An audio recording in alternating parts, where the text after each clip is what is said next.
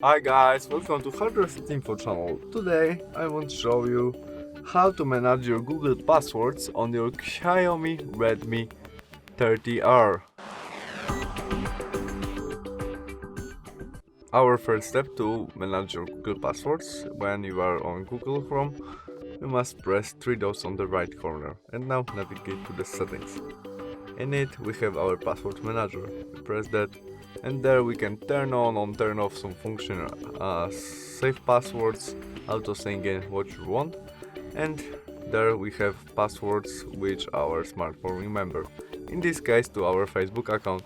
We can click there and now we can copy our email, copy our passwords, or after we press this eyes icon, our Xiaomi show us password which remember.